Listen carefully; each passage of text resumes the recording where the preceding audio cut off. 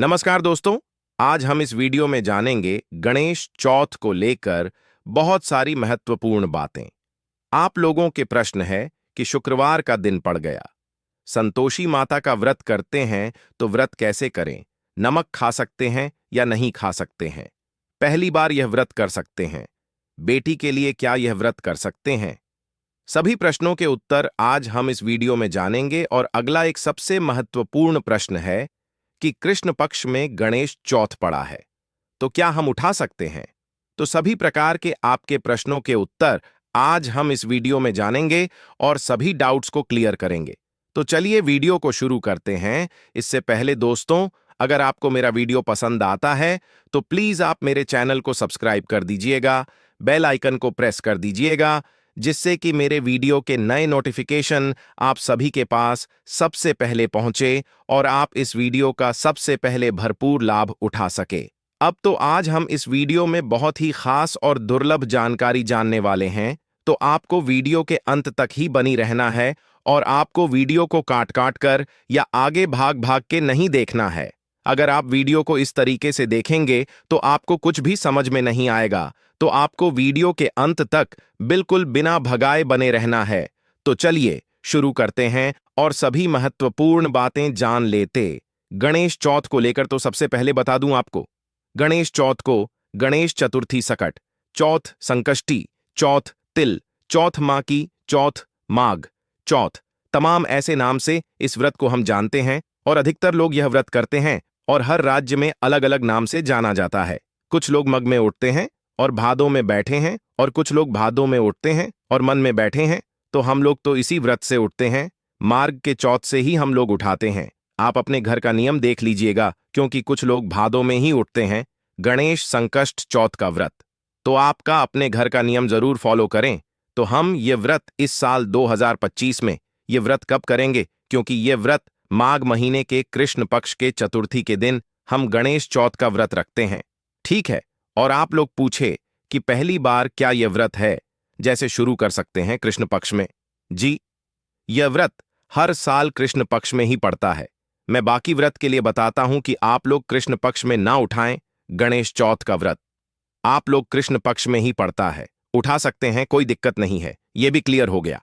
अगला आप लोगों का पर्सनल मना कर रहा है कि जैसे पुत्र होने के बाद यह व्रत किया जाता है, तो अभी आप मत करो, तो अपना आप भी, मेरे पास संतान भी नहीं है, तो हम क्या ये व्रत शुरू कर सकते हैं। नया व्रत है, वह लोग उठा सकते हैं, कोई दिक्कत नहीं है। 2025 में किसी भी प्रकार का आपको डाउट से मतलब मन में नहीं लानी है।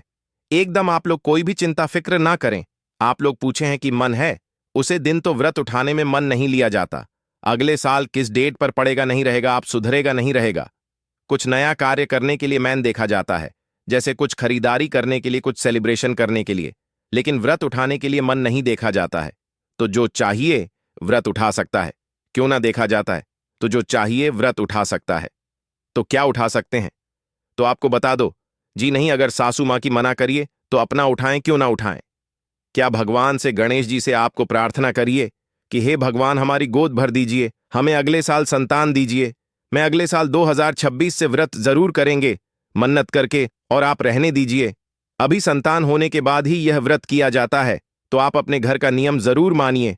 अगर सासू मान करिए तो मत कीजिए, क्योंकि यह व्रत जो है ना, संतान के दीर्घायु के लिए, उनके सुखी जीवन के लिए, मतलब हमारा संतान जो, हमारा बच्चा जो है, जहां स्वस्थ रहे, सुरक्षित रहे, हो निरोग रहे। हम माताएं तो यही चाहते हैं ना। तो आप लोग ये व्रत शुरू कर दीजिएगा, वेट मत कीजिएगा अगले साल का, क्योंकि एक 121 घंटे का ही व्रत होता है, निर्जला और निराहार। और इसमें जैसे रात को हम फलाहार मतलब करते हैं, भोजन नहीं करते हैं।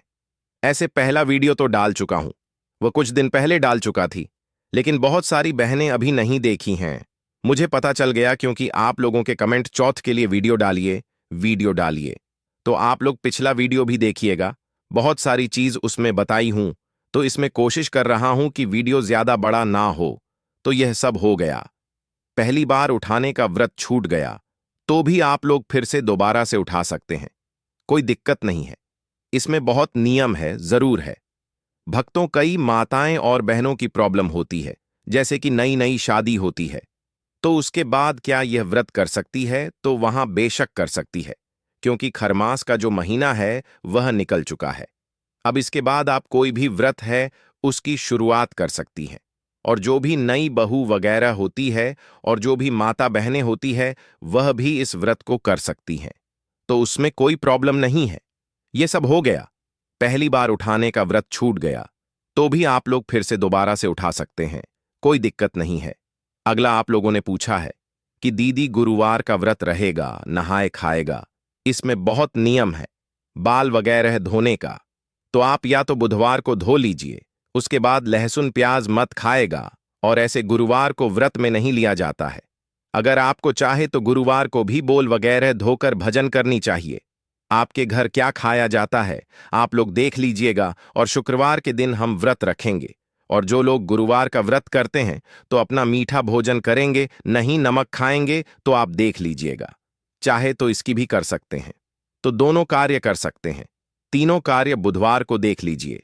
दो ही तीन ऑप्शन है आपके पास, या तो बुधवार को धोनी है और गुरुवार टोटल है। अपना शारीरिक क्षमता के अनुसार कार्य हमें करनी चाहिए। अगला प्रश्न क्या है कि शुक्रवार के दिन, जैसे यह व्रत जो है कब पड़ा है, 17 जनवरी को दिन है। शुक्रवार 17 जनवरी 2025 को पड़ा है। और शुक्रवार के दिन बहुत सारी बहनें जैसे वैभव लक्ष्मी संतोषी माता का व्रत रखेंगे। हम क्या करें, माता की पूजा कर लीजिएगा और फल फलहार पर रह जाएगा। और नमक आप लोग पूछेंगे क्या खा सकते हैं, तो जी नहीं, इस व्रत में नमक नहीं खाते आप। बिना नमक मान लीजिए। कुछ शुगर का प्रॉब्लम है या कुछ और भी, मतलब चीनी का कुछ भी खा ले, लेकिन फल खा ले या जो भी देख लीजिए, लेकिन नमक तो नहीं खाते हैं। बाकी मैं कैसे आपको बताऊं, अगर आपके यहां खाया जाता है तो आप लोग खा लीजिएगा। और अगले दिन हम जैसे 17 जनवरी को रखेंगे, सरगी में आप लोग चाहे तो उठकर चाय पानी मेडिसिन वगैरह, जिनको सर दर्द का प्रॉब्लम है, ये सब ले सकते हैं। क्योंकि 121 घंटे का व्रत है। रात को चंद्रदेव की पूजा करके हमें व्रत खोल देते हैं। बच्चों के हाथ से भी खुला सकते हैं बच्चों को, उससे आप लोग चंद्रदेव की पूजा करवा सकते हैं, जैसे दिलवा सकते हैं। कथा सुनते हैं, पढ़ते हैं, हर प्रकार के वीडियो में करके दिखाए हूं और डाला भी हूं। चंद्रदेव को आग कैसे देंगे, कई बार तो ऐसे वीडियो डाल चुकी हूं पूजा करके। लेकिन समय मिलेगा तो जरूर करेंगे, क्योंकि मुझे बिना बहुत सारे कार्य रहते हैं। ये मतलब थोड़ा समय नहीं मिलता है कि उसे दिन हम पूजा पाठ करके और शाम को फिर हम फलाहार करते हैं। और इस व्रत में 5 फल जरूर भगवान को चढ़ाते हैं। वह क्या क्या है, गाजर जरूर आप लोग खरीद लीजिएगा।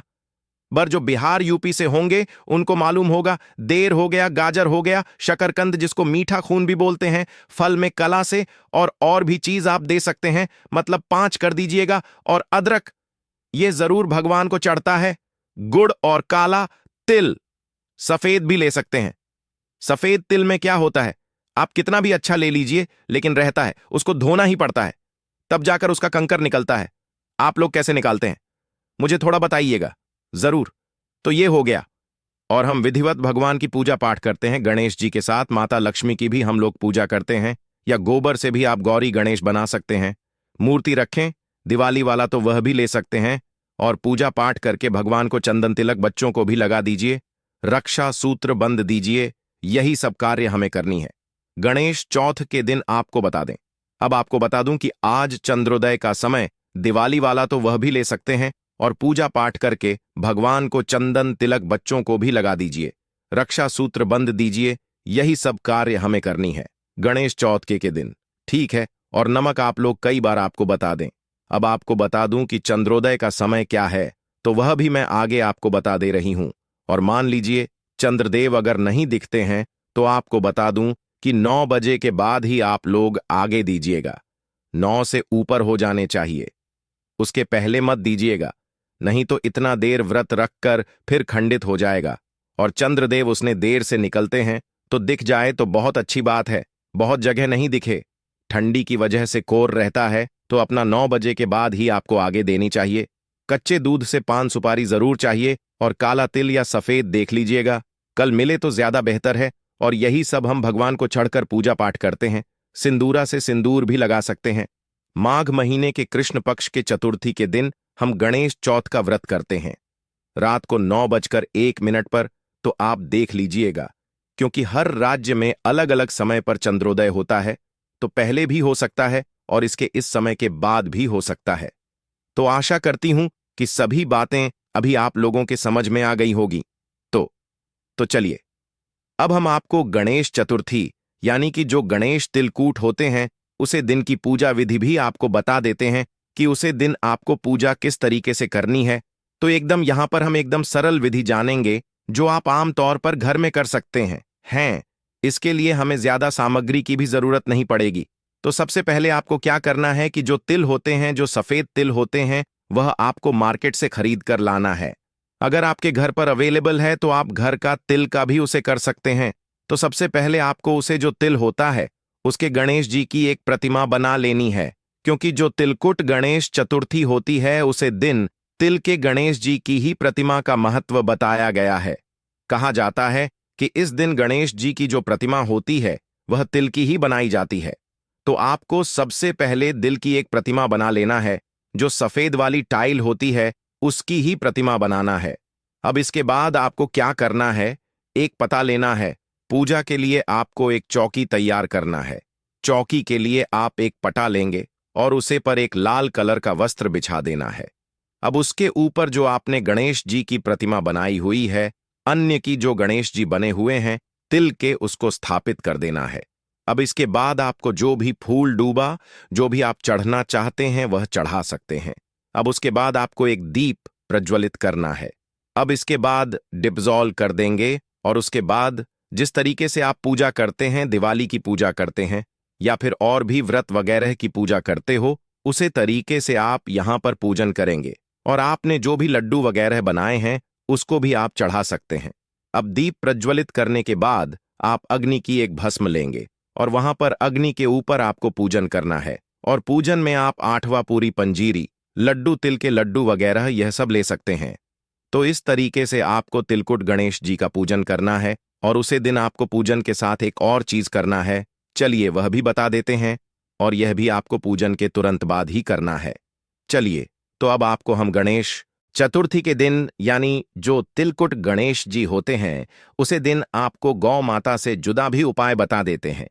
उससे पहले गौ माता से संबंधित जानकारी भी जान लेते हैं। शास्त्रों में गाय को माता का दर्जा दिया गया है। गाय को मारने वाला माता को मारने पीटने वाले के समान पाप का भाग्य समझा जाता है। नरक लोक में वर्षों तक कष्ट भोगना पड़ता है।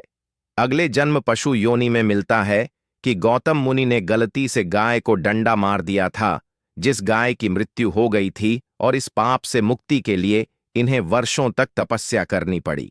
भगवान श्री कृष्ण जी ने बैल स्वरूप में आए वृद्ध आश्रम का वध कर दिया था, जिससे मुक्ति के लिए भगवान श्री कृष्ण को संपूर्ण तीर्थ को एक कुंड में बुलाना पड़ा और इस कुंड में स्नान से वह पाप मुक्त हो गए थे।